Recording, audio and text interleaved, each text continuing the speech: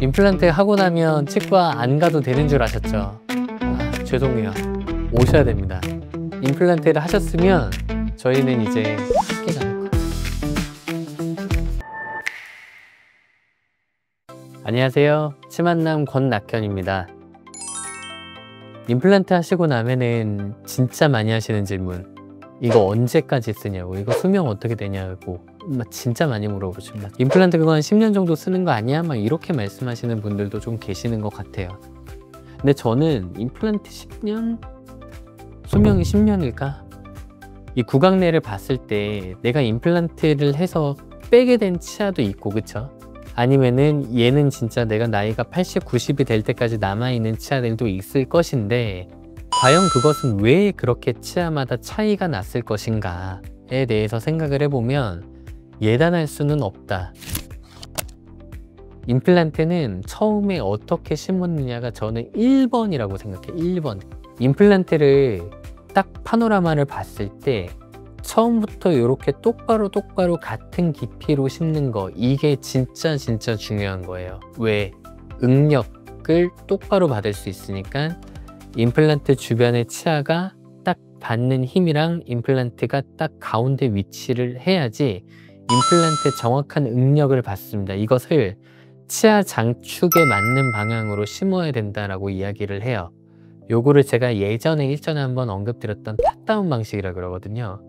위에 있는 보철이 요렇게 있다, 그쵸? 위에 있는 보철이 요렇게 있는데 임플란트와 그가 이게 이렇게 평행하는 방향으로 있어야지, 우리가 임플란트라는 것은 위아래로 씹는 힘에는 굉장히 강해요. 씹는 방향이랑 평행을 해야지 이 임플란트가 일정을 거쳐서 쓸면서 이게 빠지는 힘을 안 받아요. 임플란트를 심었을 때 가장 중요한 것 중에 하나가 각도라고 말씀드렸는데, 이제 또 두 번째는 이 깊이가 중요해요. 깊이가. 요즘은 사실은 임플란트 주변으로 골소실이 있다라고 생각을 잘 안 해요. 그러니까 그만큼 임플란트가 많이 발달을 한 건데, 옛날에 그런 이야기를 했다는 것은 어찌됐든 간에 골소실, 그러니까 임플란트 주변으로 뼈가 녹는다. 애초에 우리가 치아를 빼가지고 빼는 가장 큰 이유 중에 하나가 치주염 때문에 뼈가 녹아서 치아가 흔들려서 빼는 경우가 대부분이거든요.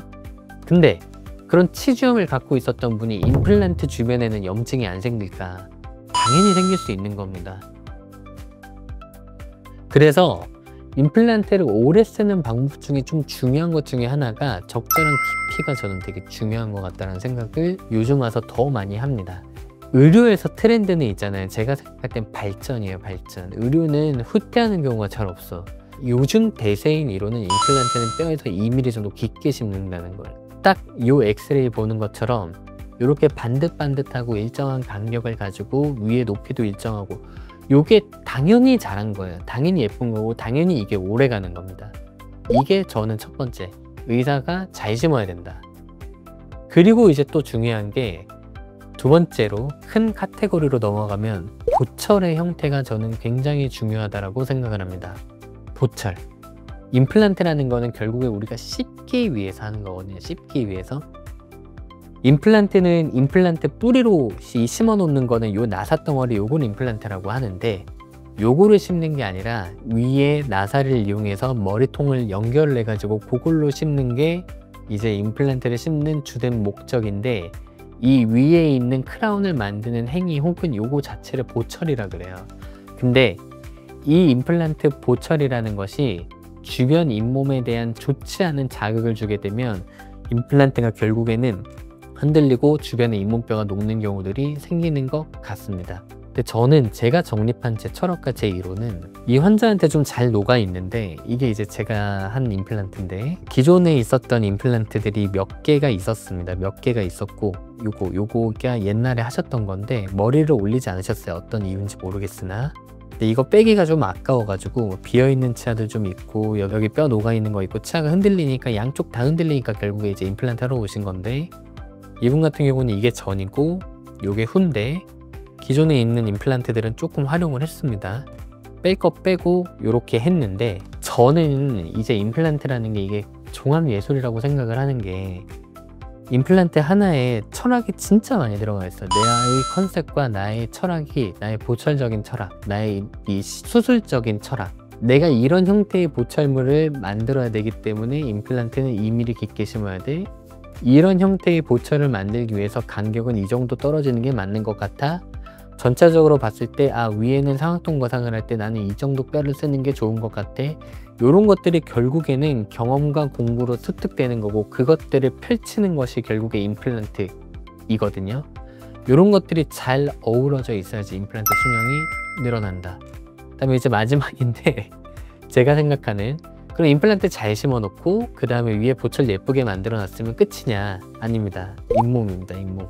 제가 환자분들한테 저는 잇몸 이식을 진짜 많이 이야기하거든요. 이게 이제 유리치은 이식술이라고 하는 건데, 제가 환자분들이 다른 치과 경험들이 많으신 분들은 제가 잇몸 이식해야 됩니다 라고 말씀드리면 제가 무슨 사입인자라고, 왜냐면은 그런 얘기를 들어본 적이 없으니까.